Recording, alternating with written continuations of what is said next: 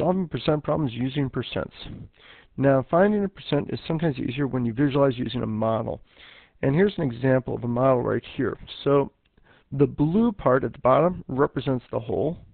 The red part represents the portion, or the part. And the blue part, is, since it's going to represent the whole, it's going to be actually 100%. In this case right here, the top portion here, that's going to be about, I would say, about 75%.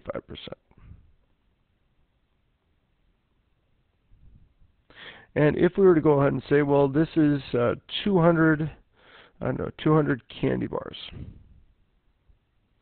Maybe that's the amount of candy bars that you got when you went out trick-or-treating. And up here, that's the portion, the part, that's left over after the first day. You ate a lot of candy. That first night, you ate 25% of your candy. So here's the part that's left over. So that would be then 150. And this sets up a nice, neat proportion. The part over the whole is equal to 75 over the whole, which in this case is going to be the percent number, which is 100. And what happens is, if you visualize this, a lot of times you'll be asked to set these up, and maybe you'll be missing one of these three measures, 1, 2, 3. And if you're missing the percent, there'll be a p up here instead, and then you'll just cross multiply this times this divided by this is going to be equal to that. Maybe you'll be missing the part, and then you just do the same thing. You'll have this portion, this portion, and this portion. You just cross multiply again. Or maybe you'll be missing the whole, and if you set it up correctly, it's just cross multiplication. And so this whole thing, I always like to set up the right-hand side as the percent part. And most of the time, you'll have both these sides figure it out, and a lot of times, but not always. Sometimes you'll have that p up there. So remember, is goes over of. That's really important. We'll get to that in a minute. Finding percent. Now, this here is an example of a Far Side cartoon about dogs and what they hear. And so dogs, this here is, if we wanted to see what Ginger actually understands, I have to count the words. And I already counted them up. There's 20 words up here. So if that's the amount, then the whole is going to be 20.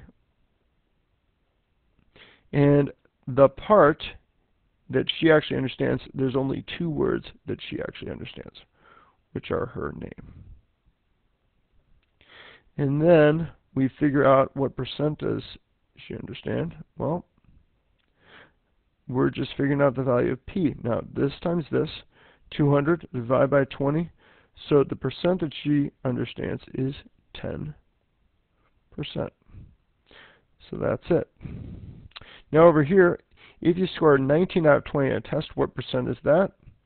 Same sort of idea. 19 over 20 is equal to what percent of 100? And 19 times 20 is going to be 190 divided by 20 is going to be 95%. So good job there. 95%. Now finding a whole number using the proportions. Now 42 is 12% of what number? So 42 is 12% of what number? So 42 is the part. 42 is 12% of what number? Now, this is the value we're looking for. We're looking for the of what number. That's what I mean by is goes over of. 42 is, the is, goes over the of. So the of is what we're looking for. And 12%, even though it's written out this time, it still is just like that. So all I do is this times this divided by this equals x. So it's going to be 4,200 divided by 12. That's going to be 336, and then 35. That's going to, then we have nothing left. And so it's just going to be 350. So 350 is is the value at the bottom here. So 42 out of 350 is equal to 12%. So that makes sense. Over here we have a cartoon. Zippy Joe spends $24 a week on his car, or on gas for his car. Zippy Joe spends 32% of his weekly expenses on gas. So again, just right off the bat, you can go ahead and put down that 32 over 100. You got half the equation done. Now you just have to decide, if we're trying to figure out what the expenses he has, his total expenses for the week, and 24, is that the amount he spends on the week or the amount of expenses all year long? Well, it says his 24% is 32% of what he spends. So that's going to be 24 is up here. It's just the part. And then we have the value of x at the bottom here, which is what we're going to be looking for. And 24 times this is going to be 2,400.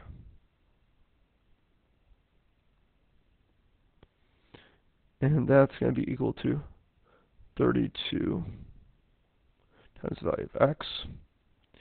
And then we go 32 divided into 2,400. Again, you can use a calculator for this sort of stuff. Now that we're past the basics, so this is 0, 0, and that's going to be 7, 14, 21, 22. So that's just going to be 1,660. So this is going to be 5. Nice, neat number. So he spends about $75 a week of his total weekly expenses. Now, if we rewrote this problem a little bit differently, and we had instead that he has $75 a month, and he spends 32% of his income on gas, on his weekly expenses on gas, we would rewrite this problem a little bit differently. We'd now rewrite it as this here is the x. And we would have this being 75 at the bottom. 32 over 100. Now, in this case here, we know what his total amount that he normally spends in a week, and then that would be the total, the 100%, and then 32% is what he spends on gas, so that's why that would be opposite there. And that's all it is.